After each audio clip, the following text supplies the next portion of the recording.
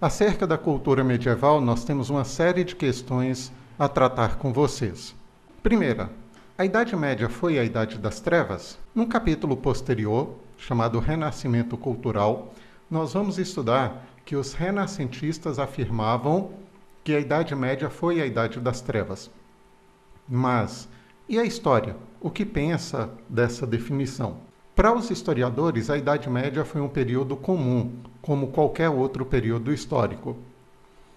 Os renascentistas vão chamar esse período de Idade das Trevas, levando-se em consideração que houve grande influência da Igreja Católica e, segundo eles, não houve progressos durante os 1000 anos do período medieval.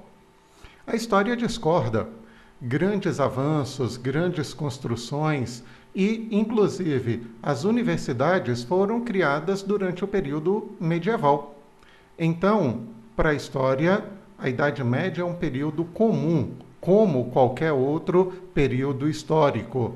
Não se justifica, do ponto de vista da história, se utilizar o termo Idade das Trevas para o período medieval. Santo Agostinho, um filósofo que está no final do Império Romano, teve grande influência no pensamento católico e, portanto, no pensamento medieval.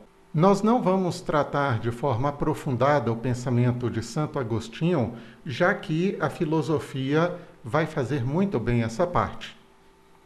Em sua obra A Cidade de Deus, Santo Agostinho defende a subordinação da história à vontade divina e estabeleceu a ideia da predestinação do homem. Santo Agostinho também propõe a separação entre o poder espiritual, que é a cidade de Deus, e o poder temporal, que é a cidade dos homens. Ele defende que o homem nasce impregnado de alguns preceitos, os quais foram dados pelo próprio Deus. O ensino durante o período medieval era principalmente nos mosteiros. Os mosteiros eram os locais onde viviam os monges católicos e eles tiveram uma grande importância na preservação da cultura clássica grega e romana.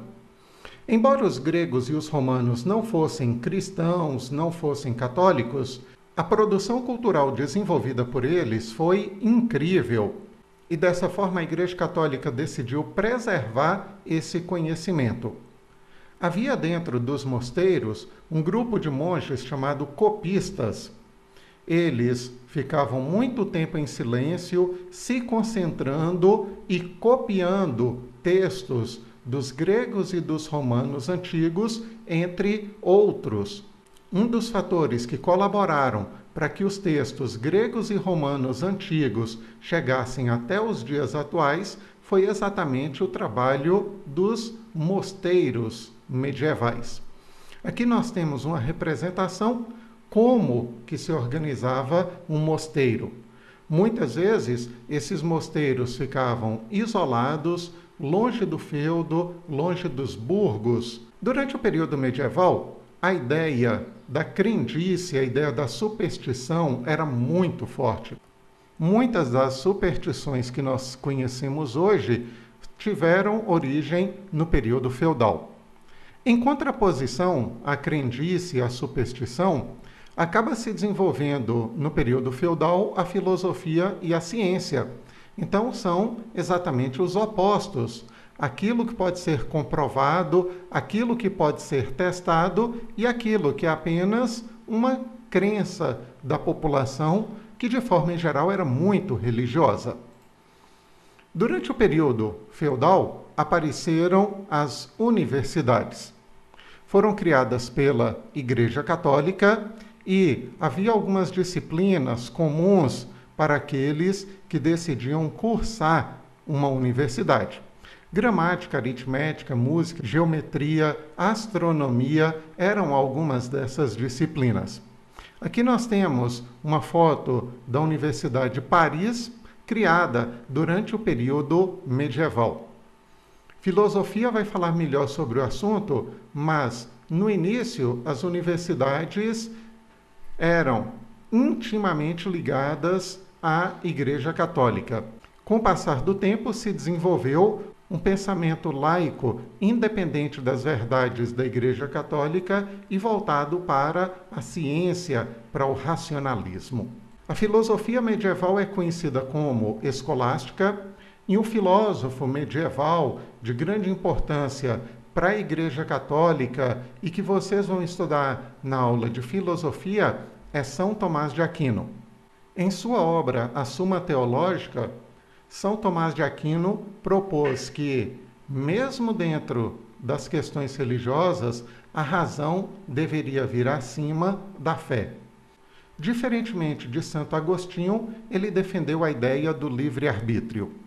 A ciência e a literatura se desenvolveram pouco durante o período da Idade Média. Em boa parte é devido à grande influência da Igreja Católica. Mas alguns nomes tiveram destaque, como, por exemplo, na questão científica, um homem chamado Roger Bacon. Alguém que nasceu há 800 anos teve uma visão incrível do potencial das capacidades humanas para criar produtos que ajudassem o homem. Vejam só o texto que ele escreveu há muitos séculos. Pode ser que se fabriquem máquinas graças às quais os maiores navios dirigidos por um único homem se desloquem mais depressa do que se fossem cheios de remadores. Naquela época, o navio que andava rápido era o navio cheio de remadores. Não havia nenhum tipo de força, exceto a força humana, para fazer o navio se desenvolver. E ele diz, pode ser que chegue um tempo que os homens fabriquem máquinas dirigidos por um único homem, por um único capitão. E hoje nós temos o navio que é comandado por um único capitão e se desloca muito mais rapidamente que aqueles do período medieval, quando vivia Roger Bacon, que eram deslocados pela força dos remadores. Bacon continua, que se construam carros que avancem uma velocidade incrível sem a ajuda de animais. Os carros que existiam naquele período eram do tipo carruagens, puxadas por cavalos, e ele já visualiza a possibilidade de construir algum tipo de carro, carruagem, que avance uma velocidade muito grande e sem a necessidade de ser puxada por animais. Hoje, nós temos o automóvel. Que se fabriquem máquinas voadoras nas quais um homem bata o ar com asas como um pássaro. Hoje nós temos o avião. Máquinas que permitam ir ao fundo dos mares e dos rios. Hoje nós temos o submarino. Então a visão de Roger Bacon foi muito adiante do seu tempo. Ele estava muito à frente do pensamento geral durante o período medieval. Na literatura, nós temos dois nomes de destaque. Dante Alighieri, que escreveu um livro chamado A Divina Comédia, e Giovanni Boccaccio, que escreveu um livro chamado Decameron. Além desses dois livros citados, esses dois escritores fizeram várias outras obras e, de forma em geral, criticavam o seu tempo e a influência da Igreja Católica. A arquitetura medieval é marcada por dois pontos principais. O primeiro é a arquitetura românica e o segundo é a arquitetura gótica. É interessante nós observarmos, antes da projeção, que o tipo de construção que eles fizeram nesse período tem muito a ver com a realidade que eles viviam. Um momento de mais tranquilidade, um momento que não ocorrem invasões, as paredes vão ser mais estreitas. No momento em que havia um temor que houvesse várias invasões, que havia um medo muito grande da população, as paredes das construções eram bem mais espessas. O primeiro estilo a se destacar é o estilo românico, que existiu entre os séculos XI e XII. O estilo românico possui uma característica pesada, dando a ideia da força de Deus. Principais características: horizontalidade. A catedral românica é esparramada pelo chão. arcos redondos, paredes maciças. Esse é o período quando se encerraram as invasões dos vikings, que foram até o século X. Mas ainda no século XI, no século XII, havia um certo temor que novas invasões pudessem assolar a Europa. Por isso, uma parede maciça, uma parede mais espessa, em que pudesse garantir uma certa proteção. A entrada de ar e de luz era bastante limitada. Isso porque a abertura das janelas era bastante estreita. E acaba contribuindo para uma outra característica, que é o interior escuro. Além do estilo românico, nós tivemos também o estilo gótico, que já é do século XIII. Chamado de estilo francês, o estilo gótico se caracterizou pela verticalidade. Enquanto essa aqui é horizontal, esparramada pelo chão, essa aqui é vertical, mais voltada para o céu. As altas torres indicavam para o céu e havia arcos em forma de ogiva, predomínio da luminosidade.